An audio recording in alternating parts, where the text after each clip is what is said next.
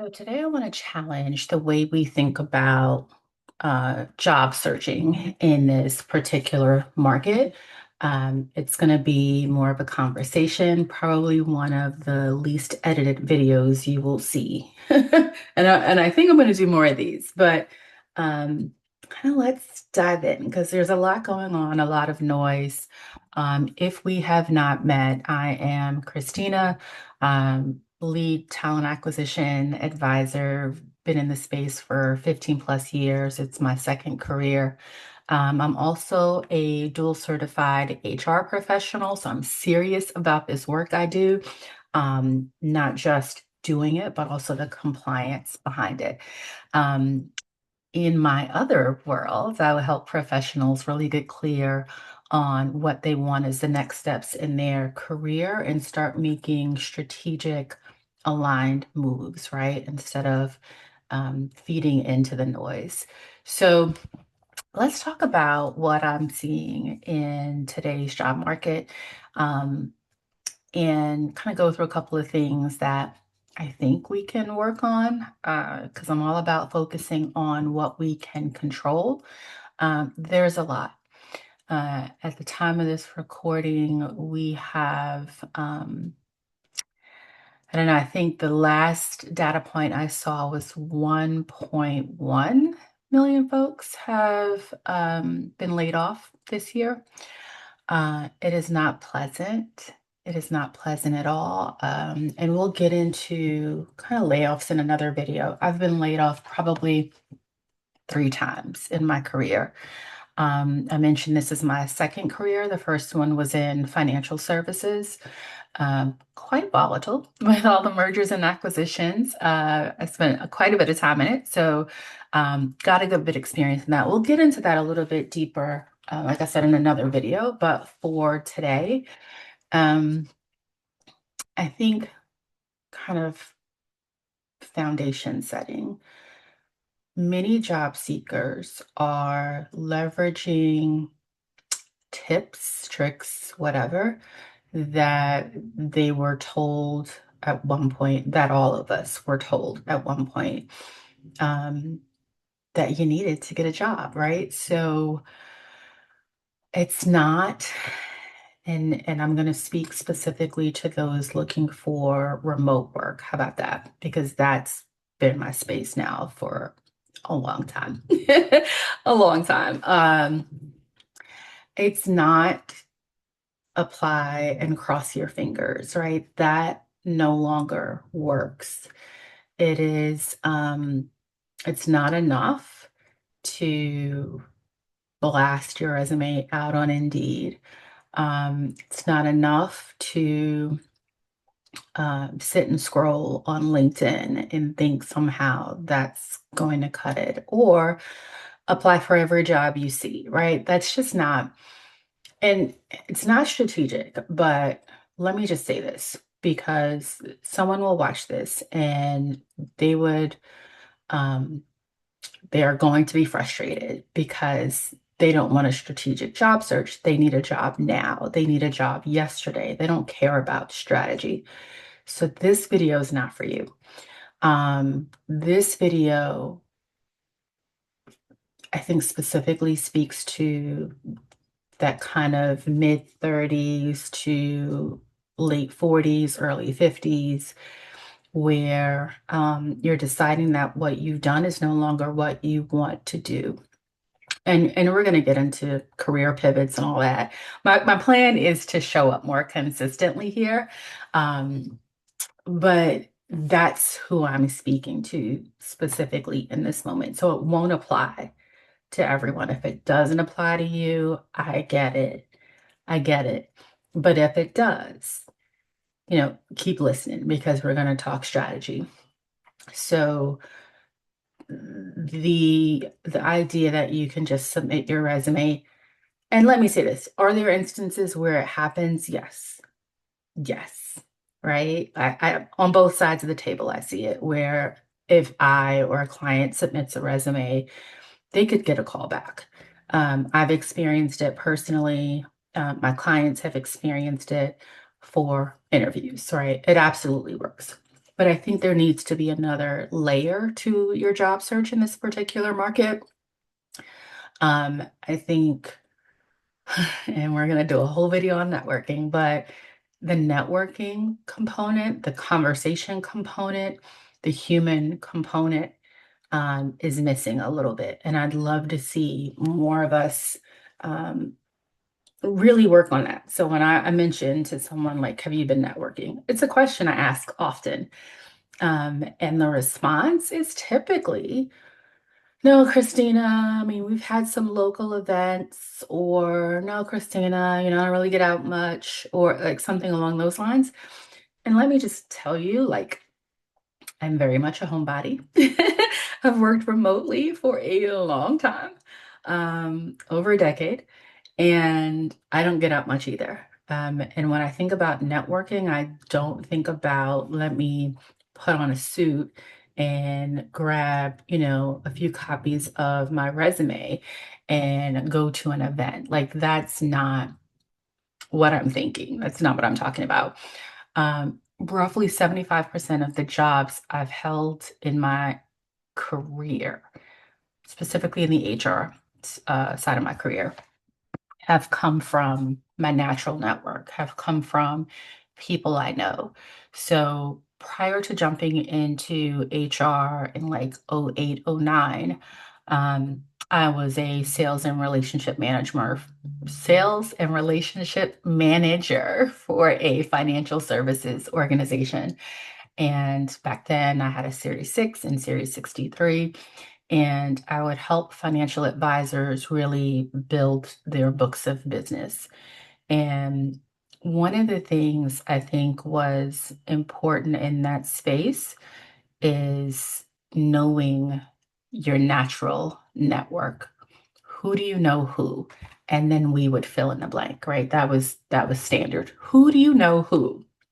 And so and I want us to start thinking a little bit differently about networking. Roughly 75%, like I said, of my jobs have come through my natural network. And so when an opportunity is talked about before it even lands on the applicant tracking system or anyone's job board, or a formal requisition is created, there's conversation behind the scenes about a need, right? A need for a requisition, a need for an additional human who has the skills and expertise and passion and all that fun stuff, who would add value to the team. So we start having these conversations before we post a role.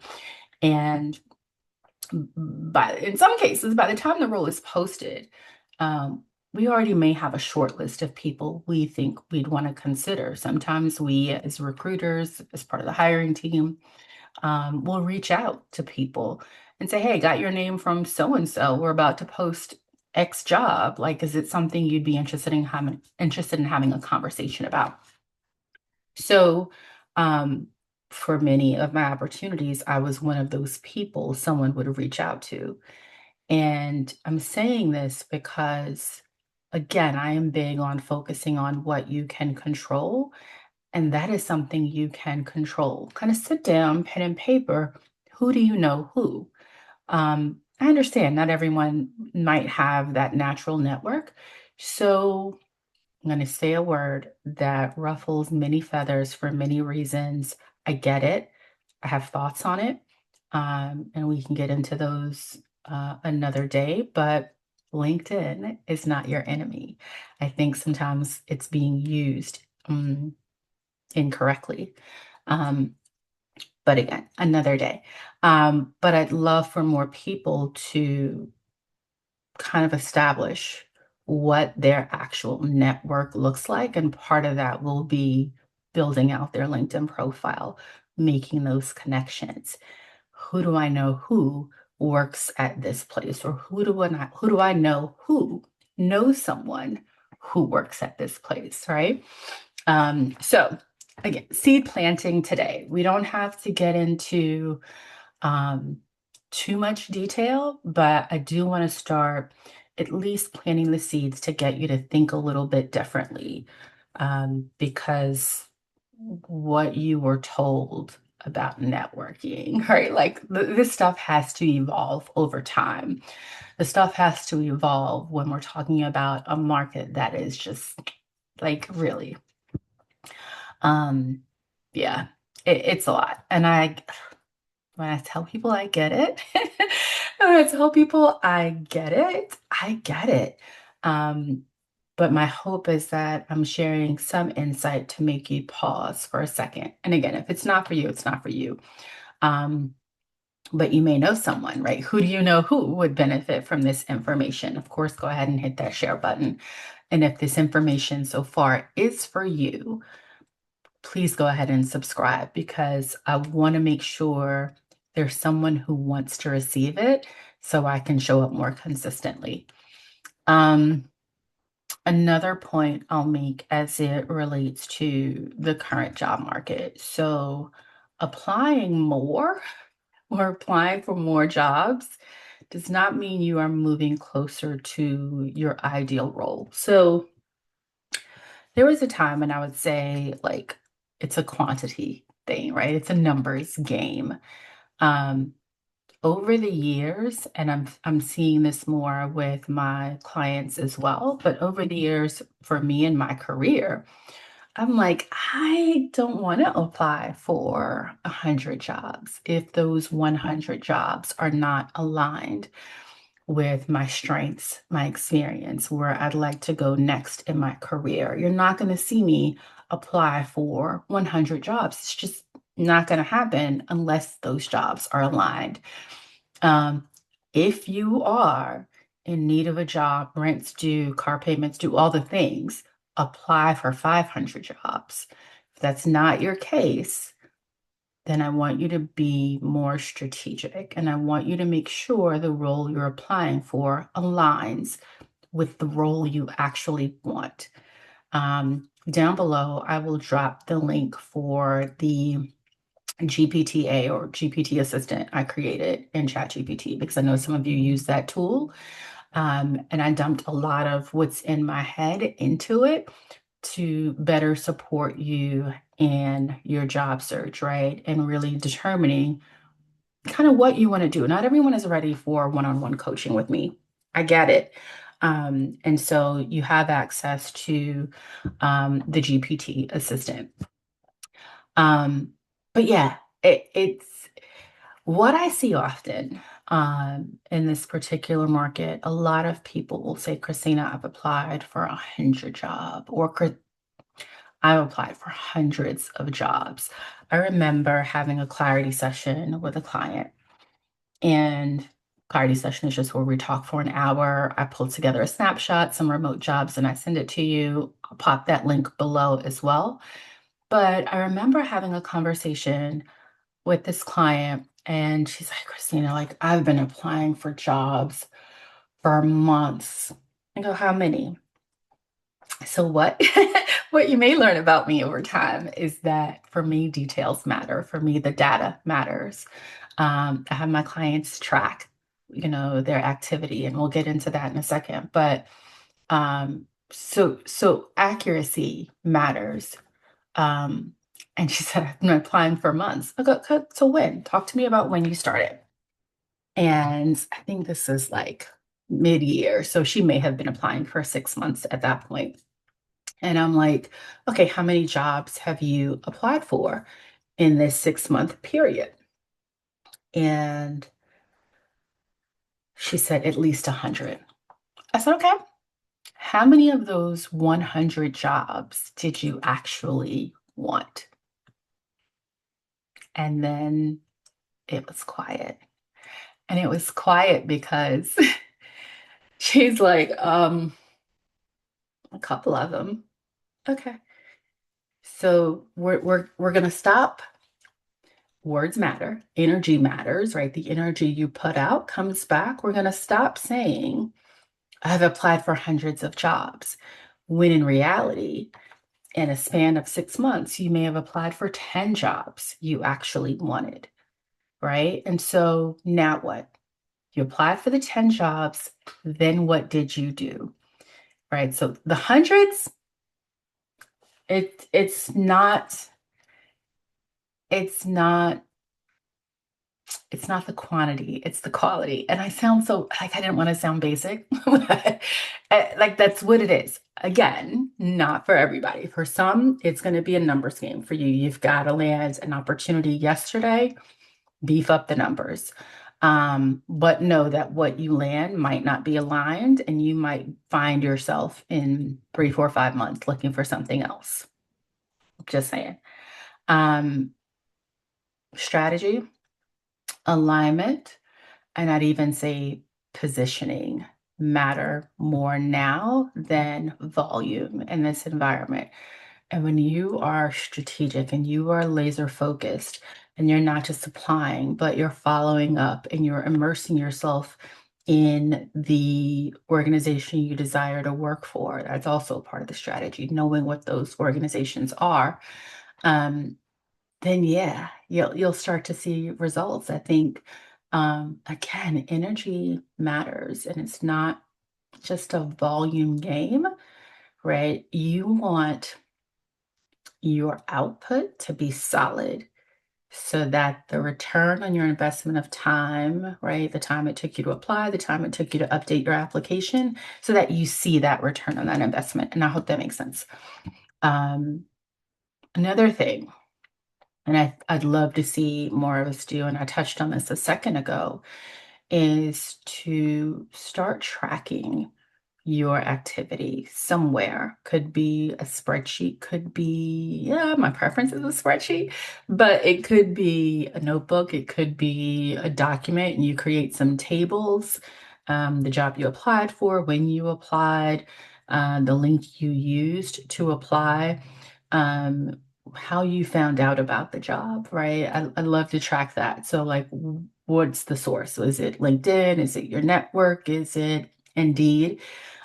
Is it ladders, right? There's so many different, is it ZipRecruiter? There's so many different places to land opportunities, remote jobs included. Listen, is it my list, right? So if you've been in the community, I sent a weekly remote jobs email with 10 opportunities, 10 high paying.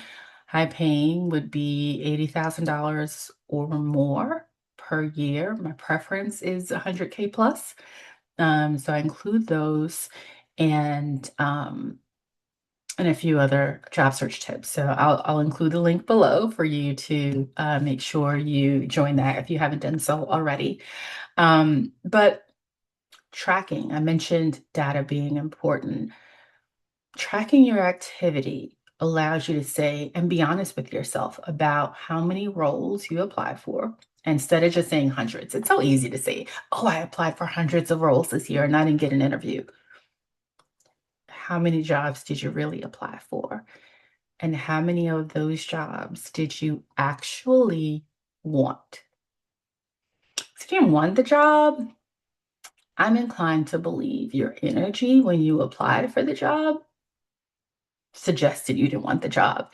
And so when you don't get the job, don't be surprised. Don't even include that in your number of applications because you didn't want it, right? I think, and I'm not saying that if you want a job and you apply for the job, that you're going to get the job. Because no, you're not the only person who wants that job. Um, but I think it matters. I'm actually convinced that it matters. And so I just want us to start being able to reference the data points to say, okay, let me be honest with myself. Let me pull up my spreadsheet and see exactly what I applied for, when I applied, right? Did I follow up?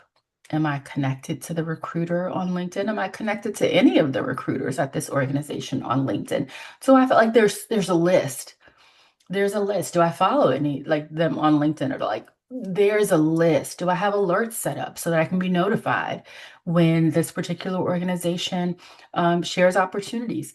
There's a list of things that go into the strategy. Again, the market is tough. Mhm. We're in agreement. We're absolutely in agreement. The job market is tough. There are a lot of people looking for a small amount of roles. Um, but I think there's an opportunity for us to focus on what we can control. There's a lot that we can't control.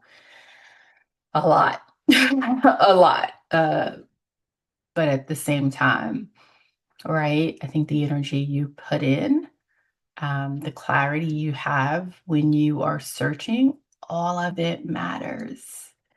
All of it matters.